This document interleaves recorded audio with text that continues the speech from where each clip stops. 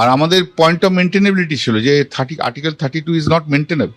Enforcement directorate এটা ইয়ে করতে পারে না, ফাইল করতে। আমরা দেখুন, কল্যাণ ব্যানার্জি আইন ভালো জানেন বা বোঝেন বলে মনে করি না। যদি আইন নাও পড়ে তাহলে তার বয়স বাড়ে, ওনার বয়স বেড়েছে, উনি আইনজীবী হয়েছেন, তো বর্ষিয়ান আইনজীবী, তার মানে এই নয় যে তিনি ভালো আইন জানেন। কল্যাণ ব্যানার্জিকে আমার পক্ষে বিপক্ষে আমি মামলা করতে হাইকোর্টে দেখেছি, সুপ্রিম কোর্টে দেখেছি, আমার কখনো মনে হয়নি যে উনি খুব ভালো আইন জানেন।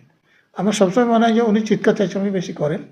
উনি যেহেতু একটা পার্টির এমপি, জজ সাহেবরা ওনাকে প্রশ্রয় দেন, সেই জন্য উনি আইনজীবী। নাহলে উনি ভালো আইন উত্থাপন করে মামলা জিতবেন এরকম আইনজীবী উনি নন। না, ঠিকঠাক শুনানি হলে যদি সুপ্রিম কোর্ট সিবিআই তদন্তের নির্দেশ দেয় ইডির প্রার্থনা মতো, তাহলে তো মমতা জেল জরিমানা দুটোই হওয়ার সম্ভাবনা আছে। তো সেক্ষেত্রে এখন কোনো সমঝোতা হয়ে গিয়েছে কিনা, প্রথম দিন যেদিন ডেট পিছানো সেটা বোঝা যায় যে শেষ মুহূর্তে যাতে তারা তাদের এফিডেভিট জমা দিয়েছেন উত্তরটা দেওয়ার জন্য কয়েকদিন সময়, 7 দিন, সেটা ঠিক ছিল। কিন্তু দ্বিতীয়বার রাজ্য সরকারের আইনজীবী অসুস্থ হয়ে গেলেন, আর আজকে যেটা হলো সেটা তো ভাবাই যায় না।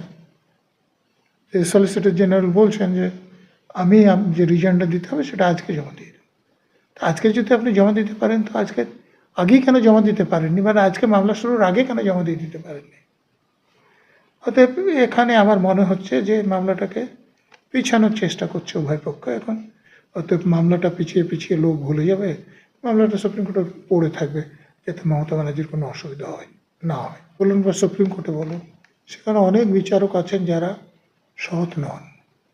অতএব যারা সৎ নন তাদের পক্ষে সঠিক জাজমেন্ট দেওয়া সম্ভব নয়।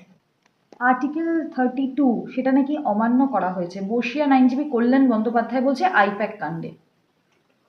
দেখুন, কল্যাণ ব্যানার্জি আইন ভালো জানেন বা বোঝেন বলে মনে করি না। আমি একটা উদাহরণ দিচ্ছি। সংবিধানের 361 বলে একটা ধারা আছে, 32 যেমন সংবিধানের ধারা, ওটাও সংবিধানের ধারা। তো সেখানে পরিষ্কার বলা আছে আমাদের দেশের রাষ্ট্রপতি এবং রাজ্যপাল যখন পদে আছেন তখন তাদের বিরুদ্ধে কোনো ফৌজদারি মামলা করা যায় না।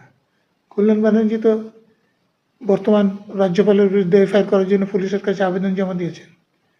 তার মানে তিনি 361 ধারায় কী বলা আছে সেটা জানেন না। আর যদি জেনে শুনে জমা দেন তাহলে তো আরও দুর্নামের কথা। কিন্তু তিনি বর্ষিয়ান আইনজীবী, তিনি রাজ্য সরকারের আইনজীবী, তাকে সুপ্রিম কোর্টে যথেষ্ট সওয়াল জবাব করতে দেখা যায়। দেখুন, কেউ যদি আইন নাও পড়ে তাহলে তার বয়স বাড়ে, ওনার বয়স বেড়েছে, উনি আইনজীবী হয়েছেন, তো বর্ষিয়ান আইনজীবী, তার মানে এই নয় যে তিনি ভালো আইন জানেন। মানে কল্যাণ ব্যানার্জিকে আমার পক্ষে বিপক্ষে আমি মামলা করতে হাইকোর্টে দেখেছি, সুপ্রিম কোর্টে দেখেছি, আমার কখনো মনে হয়নি যে উনি খুব ভালো আইন জানেন। আমার সবসময় মনে হয় যে উনি চিৎকার চেঁচামেচি বেশি করেন। উনি যেহেতু একটা পার্টির এমপি, জজ সাহেবরা ওনাকে প্রশ্রয় দেন, সেই জন্য উনি আইনজীবী। নাহলে উনি ভালো আইন উত্থাপন করে মামলা জিতবেন এরকম আইনজীবী উনি নন। আমরা দেখতে পাচ্ছি সুপ্রিম কোর্টে আইপ্যাকের যে মামলা সেটা বারংবার পিছিয়ে যাচ্ছে, এবং আজকে যেটা দেখা যাচ্ছে বিশিষ্ট আইনজীবী কল্যাণ বন্দ্যোপাধ্যায় তিনি বলছেন যে কেন্দ্রীয় সরকার অর্থাৎ ইডি কখনো কিন্তু রাজ্য সরকারের বিরুদ্ধে মামলা করতে পারে না। আপনিও কি এই কথাটা বিশ্বাস করেন? না, আমি এটা বিশ্বাস করি না। যে অপরাধের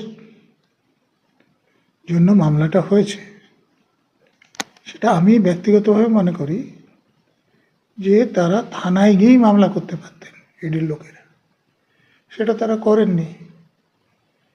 থানা মামলা না নিলে সিপির কাছে যেতেন, সিপি না করলে ম্যাজিস্ট্রেটের কাছে যেতেন, ম্যাজিস্ট্রেট না করলে তখন হাইকোর্টে যেতেন, সেটা একদম সঠিক পথ ছিল। তবে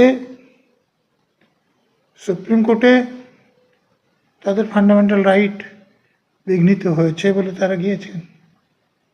সুপ্রিম কোর্ট মামলাটা যখন শুনবে তখন নিশ্চয় বলবেন যে যেতে পারে কি না।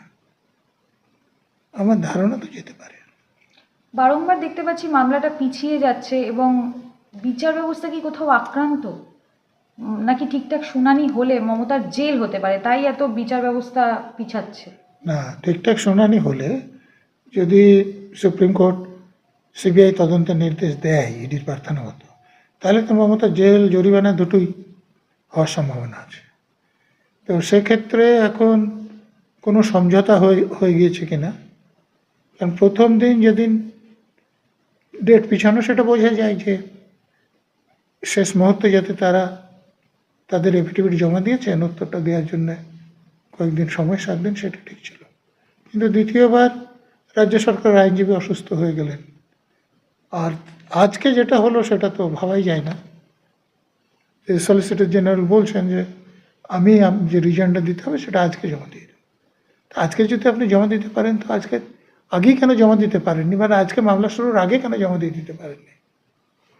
অতএব এখানে আমার মনে হচ্ছে যে মামলাটাকে পিছানোর চেষ্টা করছে উভয় পক্ষ। এখন সে পিছানোর কারণ কি সেটা মতপার্থক্য থাকতে পারে। এমন হতে পারে যে যেহেতু একটা সমঝোতা হয়ে গেছে, অতএব মামলাটা পিছিয়ে পিছিয়ে লোক ভুলে যাবে, মামলাটা সুপ্রিম কোর্টে পড়ে থাকবে যাতে মমতা ব্যানার্জির কোনো অসুবিধা না হয়। তাহলে বিচার ব্যবস্থা কি কোথাও আক্রান্ত? দেখুন, বিচার ব্যবস্থা আমাদের যারা জজ সাহেব হন, আমাদের মতোই তো ঘর থেকে মানুষ হন, বড় হন, তো যার জন্য দেখবেন যে লোয়ার কোর্টে বলুন না, হাইকোর্টে বলুন বা সুপ্রিম কোর্টে বলুন, সেখানে অনেক বিচারক আছেন যারা সৎ নন। অতএব যারা সৎ নন তাদের পক্ষে সঠিক জাজমেন্ট দেওয়া সম্ভব নয়, তারা প্রভাবিত হয়ে জাজমেন্ট দেবেন, সেটাই স্বাভাবিক।